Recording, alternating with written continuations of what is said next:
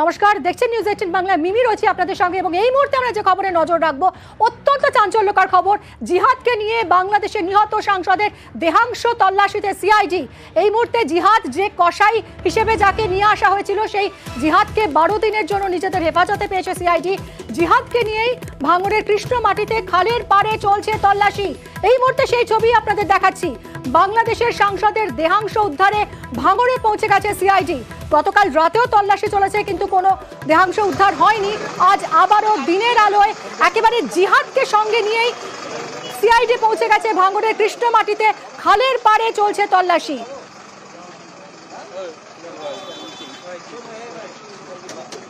জিহাদকে নিয়ে এই মুহূর্তে তল্লাশিতে সিআইডি আধিকারিকরা। কোথায় দেহাংশ ফেলা হয়েছে তা জানবে জিহাদ এবং জিহাদের কাছ থেকে সেই তথ্য পেয়ে একেবারে জিহাদকে নিয়েই পৌঁছে গেছেন সিআইডি আধিকারিকরা। ভাঙড়ে চলছে তল্লাশি।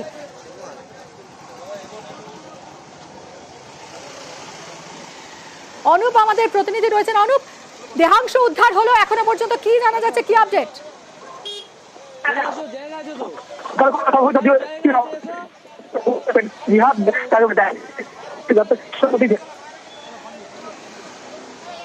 অনুপ, তোমার কথা আমরা কিছু শুনতে পাচ্ছি না, তুমি একটু সরে এসে কথা বলো। এবং এই মুহূর্তে যে এক্সক্লুসিভ ছবি আপনারা দেখছেন নিউজ 18 বাংলায়, হ্যান্ডকাফ পরা জিহাদ, হ্যান্ডকাফ সিআইডির আধিকারিকদের হাতে। সিআইডি আধিকারিকরা আজ জিহাদকে সঙ্গে নিয়ে চলে গেছেন একেবারে কোর্ট থেকে সোজা চলে গেছেন ভাঙড়ে কৃষ্ণমাটি এলাকায়। সেখানে খালের পাড়ে তল্লাশি চলছে। কোথায় দেহাংশ ফেলা হয়েছে তা জানাচ্ছে জিহাদ এবং সেই মতোই তল্লাশি চালাচ্ছেন আধিকারিকরা। অনুপ, তুমি আমাদের যদি একটু জানাও কিভাবে তল্লাশি চলছে, দেহাংশ কিছু পাওয়া গেল এখনো পর্যন্ত?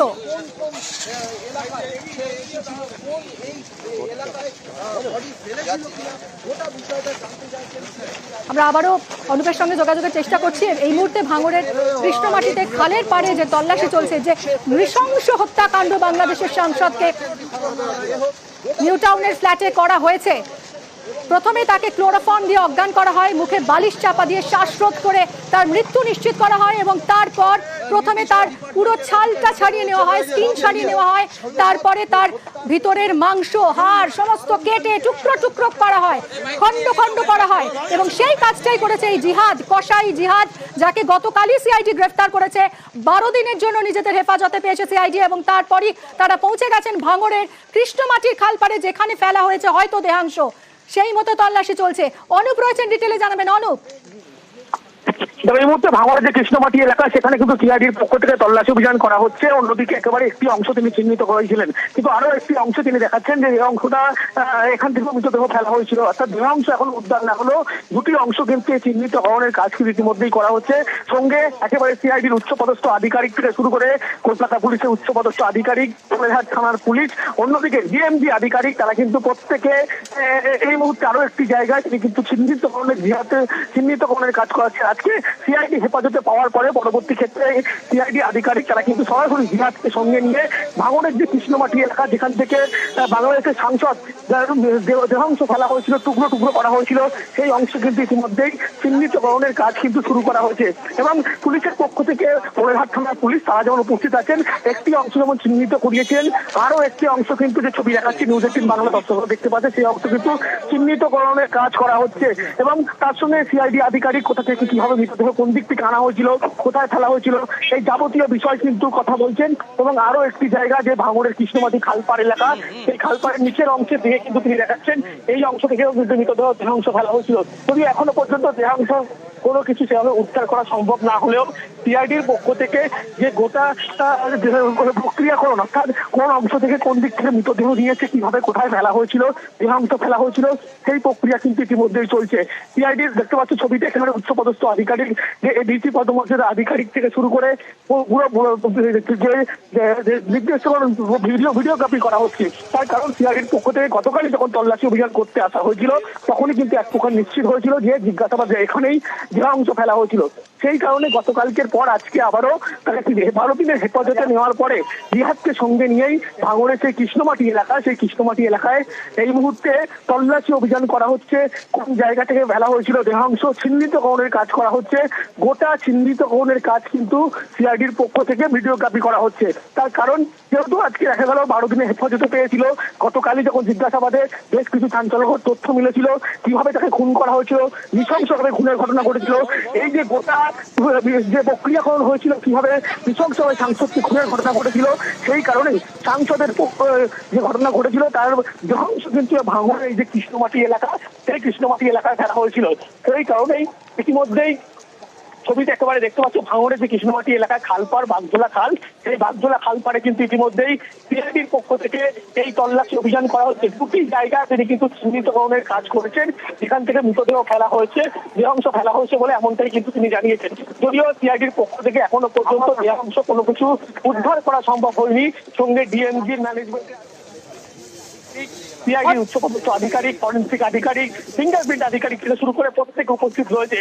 আরো একটি অংশে তিনি কিন্তু একেবারে চিহ্নিতকরণের কাজ করাচ্ছেন। এরপরে যখন চিহ্নিতকরণের কাজ গোটা প্রক্রিয়া পুরো শেষ হবে, তারপরে ডিএমজি আধিকারিক তারা কিন্তু এই বাগজোলা খালের সেই খালপাড়ে নামবে এবং সেখান থেকে আবারও তল্লাশি অভিযান শুরু করবেন বলে এমনটাই জানতে পারা যাচ্ছে। জিহাদ যেরকম বলছে, যেখানে যেখানে দেহাংশ ফেলা হয়েছে বলে জিহাদ দাবি করছে, সেই সমস্ত জায়গাতে সিআইডি আধিকারিকরা জিহাদকে সঙ্গে নিয়ে যাচ্ছেন। দেহাংশ পাওয়া যায় কিনা এই মুহূর্তে, সেটাই সব থেকে বড় প্রশ্ন। এই খবর নিয়ে ফিরছে একটা ছোট্ট ব্রেকের পর, সঙ্গে থাকুন। তাদের দেহাংশ উদ্ধারে এই মুহূর্তে তল্লাশি চলছে, একেবারে তন্ন তন্ন করে খোঁজা হচ্ছে তার দেহাংশ কোথায় ফেলা হয়েছে। সঙ্গে রয়েছে জিহাদ, সিআইডি এই মুহূর্তে তল্লাশি চালাচ্ছে। কিন্তু কে এই জিহাদ? বাংলাদেশের সাংসদকে খুন করতে 2.5 মাস আগেই এই কসাইকে ভাড়া করা হয়েছিল। প্রমাণ লোপাটে রীতিমতো কসাই নিয়ে আসা হয় খুলনা থেকে। খুনের 2.5 দিন আগেই জিহাদ ওরফে জুবের নামে এক কসাইকে কলকাতায় নিয়ে আসে মূল অভিযুক্ত আখতারুজ্জামান। চিনার পার্কে রাখা হয়েছিল তাকে। খুনের দিন নিউ টাউনের ফ্ল্যাটে ছিল এই জিহাদ। তদন্তকারীদের অনুমান এই জিহাদই দেহ টুকরো টুকরো করে। ধৃত জিহাদকে আজ বারাসত আদালতে পেশ করে সিআইডি এবং সাংসদ খুনে 12 দিনের সিআইডি হেফাজত হয়েছে কসাই জিহাদের। খুলনার কসাইকে 12 দিনের জন্য হেফাজতে পেয়েছে সিআইডি এবং তারপরই দেহের অংশ তল্লাশিতে এই মুহূর্তে কসাইকে নিয়েই, জিহাদকে নিয়েই সিআইডি অফিসাররা পৌঁছে গেছেন ভাঙড়ে। কৃষ্ণমাটিতে বাগজোলা খালের ধারে চলছে তল্লাশি। কথা বলবো অমিত আমাদের প্রতিনিধির সঙ্গে। অমিত, এই যে জিহাদকে নিজেদের হেফাজতে পেল সিআইডি, এখনো পর্যন্ত দেহাংশ উদ্ধার হলো না, এখনো পর্যন্ত অস্ত্র উদ্ধার হয়নি যা খুনে ব্যবহার করা হয়েছে, তাহলে কোন গ্রাউন্ডে একে নিজেদের হেফাজতে নিতে পারলো? ঠিক কি আবেদন ছিল সিআইডির পক্ষ থেকে? একেবারে দেখো, ঘটনার পরে দীর্ঘদিন সময় কেটে গিয়েছে এবং একের পর এক আমরা দেখেছি বাংলাদেশে গ্রেপ্তার করা হয়েছে 3 জনকে। এবার গতকাল জিহাদকে গ্রেপ্তার করা হয়েছে সিআইডির তরফে। জিহাদ হচ্ছে ভাড়াটে কসাই, তাকে হায়ার করা হয়েছিল এবং সিয়ামের মাধ্যমে কিন্তু তাকে, সিয়াম বলে আরও একজনের তথ্য উঠে আসছে যিনি হচ্ছে এই জিহাদকে নিয়ে এসেছিলেন। সেক্ষেত্রে জিহাদকে 12 দিনের কাস্টাডিতে নেওয়া হয়েছে সিআইডির তরফে। কারণ হচ্ছে এখনো পর্যন্ত দেহাংশ পাওয়া যায়নি, অর্থাৎ বাংলাদেশের এমপিকে এখনো পর্যন্ত তদন্ত করতে গিয়ে তদন্তকারী আধিকারিকদের সামনে যে সমস্ত তথ্য উঠে এসেছে তা জানা যাচ্ছে যে নিউ টাউনের ফ্ল্যাটে তাকে খুন করার পরে টুকরো টুকরো করে ফেলা হয় এবং পুরো কাজটা করেছেন এই জিহাদ। সেক্ষেত্রে দেহাংশ কোথায় ফেলা হলো, সে দেহাংশগুলি উদ্ধার করা, একই সঙ্গে যে ওয়েপন ব্যবহার করা হয়েছিল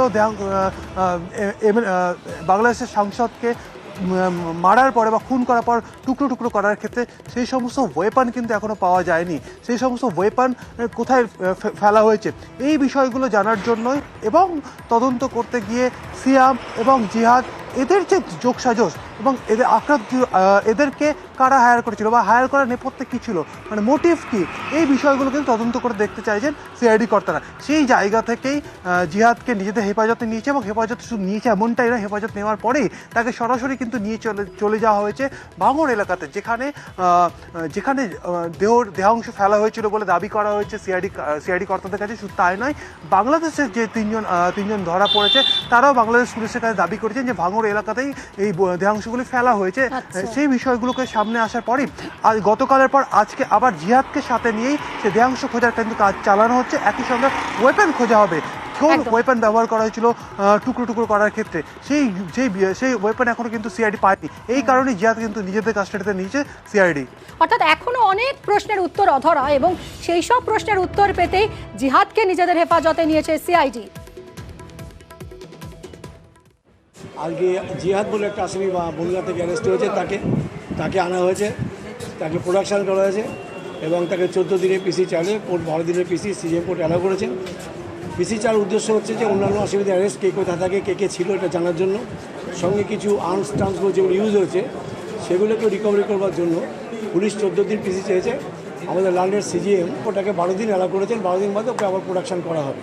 কী ডেভেলপমেন্ট হলো সেদিকে জানিয়ে যাবে।